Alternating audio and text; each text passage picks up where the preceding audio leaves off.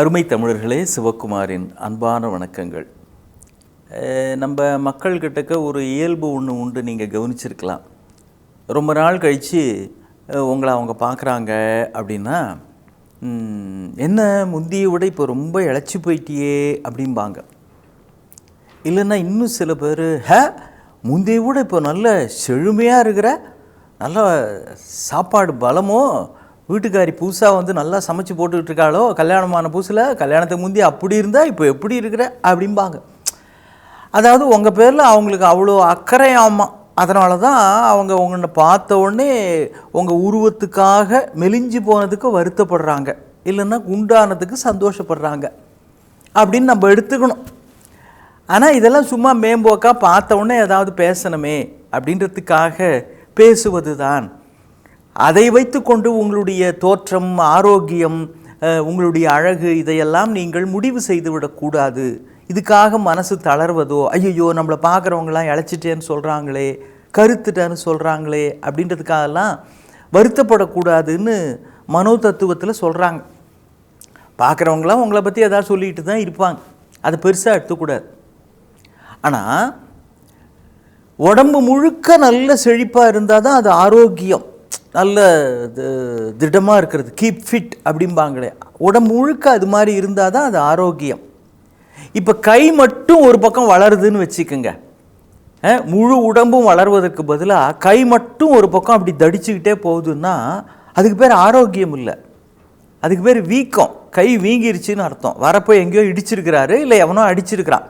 ஒன்று இடிக்கிறது இல்லை அடிக்கிறது, இந்த ரெண்டு நாள் தானே வீங்கும். ஆரோக்கியம் என்பது வேறு, வளர்ச்சி என்பது வேறு, வீக்கம் என்பது வேறு. மனசுக்குள்ளேயும் இதே மாதிரி தாங்க. என்னதான் சில பேர் வசதி, வாய்ப்பு, அந்தஸ்து, படிப்பு இதெல்லாம் வந்தால் கூட சில பேருடைய இந்த அல்ப புத்தி இருக்குது பார்த்துருக்கீங்களா, சின்னத்தனமான புத்தி, அவனை விட்டு போகவே போகாது. ஏதோ ஒரு களங்கம் ஒன்று உள்ளுக்குள்ளே இருந்துக்கிட்டு எவ்வளோ வளர்ந்தாலும் அந்த சின்னத்தனம் போகவே போகாது. ஒரு ராஜா குதிரை மேலே போய்கிட்டே இருக்கிறாரு. அப்போ பார்க்கவே பரிதாபமாக ஒருத்தனுக்குறான். அவனை பார்த்து ராஜா என்ன பண்ணார், டக்குன்னு ஒரு செப்பு காசு பையிலேருந்து எடுத்து அவனுக்கு கொடுத்தார். கொடுக்கறதுனா அவனை பார்த்து அப்படி போட்டிருக்கிறார்.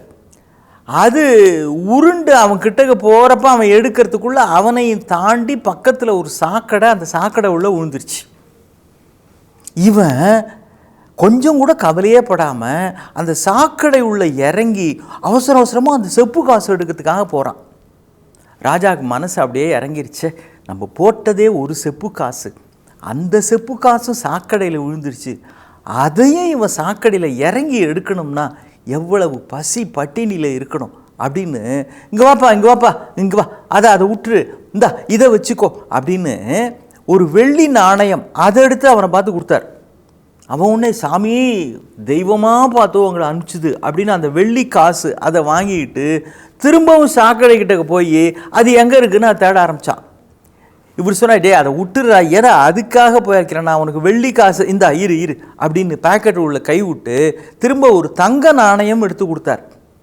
தெய்வமே உங்களை மறக்கவே முடியாது, எனக்காக போய் தங்க நாணயமா, ஆகா தெய்வமே நீங்கள் தான் என்னோட தெய்வம் அப்படின்னு கும்பிடாத குறையா அதை வாங்கிட்டு திரும்ப சாக்கடை கிட்டக்க போனான். இந்த ராஜா பார்த்தாரு, ஏடா கேவலம் ஒரு செப்பு காசு அதை எடுக்க, அப்படி சொல்லாதீங்க, அது ரொம்ப முக்கியங்க அப்படின்னு அதை எடுக்கிறதுக்காக போக சொன்னான். ராஜா சொன்னார், என் ராஜ்யத்திலே உனக்கு பாதி தரேன்டா, அதை எடுக்காதான்னார். அவன் சொன்னான், பாருங்க ராஜா, ஒருவேளை அப்படி ராஜ்யத்தில் பாதி தருதா இருந்தால் இந்த சாக்கடை எந்த பாதியில் போகுதோ அந்த பாதி ராஜ்யத்தை எனக்கு தாங்கன்னா. சில பேருக்கு ராஜ்யமே பாதி கிடைத்தால் கூட சில சாக்கடைகளை விடுவதற்கு மனம் வருவது இல்லை. மனம் கூட அப்படித்தான். எவ்வளவுதான் வளர்ந்தாலும் உயர்ந்தாலும் படித்தாலும் செல்வம் சேர்ந்தாலும் வந்தாலும் கூட மனதுக்குள்ளே இருக்கிற சில மாசு மறு இதை கவனமாக நீக்க வேண்டும். எதுக்காக நீக்கணுன்றீங்களா? புத்தர் சொல்கிறார் பாருங்க, எதனாலும் அழிக்க முடியாதது இரும்பு, ஆனால் எதனாலும் அழிக்க முடியாத இரும்பை அதில் உருவாகிற துருவே அழித்து விடும், கவனமாக இருங்கள் அப்படிங்கிறார். இதுன்னு இரும்பை பற்றி புத்தர் நமக்கு சொல்கிறதா? இல்லைங்க, மனசை பற்றி சொல்கிறது. நீங்கள் எவ்வளவு வேண்டுமானாலும் உயர்ந்து விடலாம், உங்களை பற்றி ஒரு 10 பேர் பாதுகாப்புக்கு சுற்றி வர வச்சுக்கலாம், செல்வம்னா 10 பேங்க்கில் ஏகப்பட்ட பணம் இருக்கலாம், அதெல்லாம் வேற. ஆனால் உள்ளுக்குள்ளே பணத்திற்கு பதிலாக மனத்திற்குள்ளே இருக்கின்ற மாசு மறு இருக்கிறது பாருங்க. மைபோதி விளக்கே அன்ன மனத்தினுள் கருப்பு வைத்துன்னு இந்த சேக்கிழார் சொல்லுவார். அது மாதிரி அந்த சேக்கிழாருடைய செம்மாந்த தமிழ் சொல்வது மாதிரி மனதுக்குள் ஒரு சின்ன குறைபாடு இருந்தால் கவனமாக, எச்சரிக்கையாக, பொறுப்போடு அதை நீக்க வேண்டும். ஏன்னா நாம் என்னதான் முயற்சி பண்ணாலும் அது கெட்டியாக பிடிச்சிக்கிட்டு இருக்கோம். ஒருத்தர் 2 போலீஸ்காரங்க போயிட்டு திருடனை துரத்திக்கிட்டே போகிறாங்க. அந்த திருடன் ஒரு பாழடைஞ்ச பங்களாவுள்ள போய் ஒளிஞ்சிக்கிறான். போய் அவனை பிடிச்சிட்டு வர அப்படின்னார். ஒரு போலீஸ்கார் வேகமாக உள்ளே போனார்.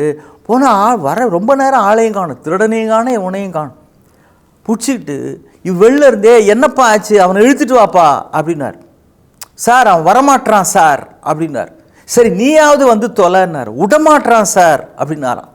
எப்படி அவன் வரமாட்டான், இவராது வரலான்னா அவன் விடாமல் இவரை பிடிச்சிக்கிட்டான், விடமாட்டான் சார் அப்படின்னு. நாம் மனதில் இருந்து விடுவது என்று தீர்மானித்தாலும் அது நம்மை விடாது.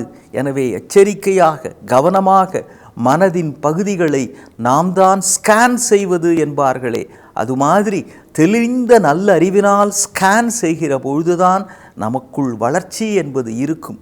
இல்லையென்றால் மனதுக்குள் தோன்றிய அந்த குறைபாடு இரும்பில் தோன்றிய துருமாதிரி கொஞ்சம் கொஞ்சமாக வாழ்வை தூர்த்து விடுவதற்கும் வாய்ப்பு இருக்கிறது அல்லவா? மீண்டும் சந்திப்போம். வணக்கம்.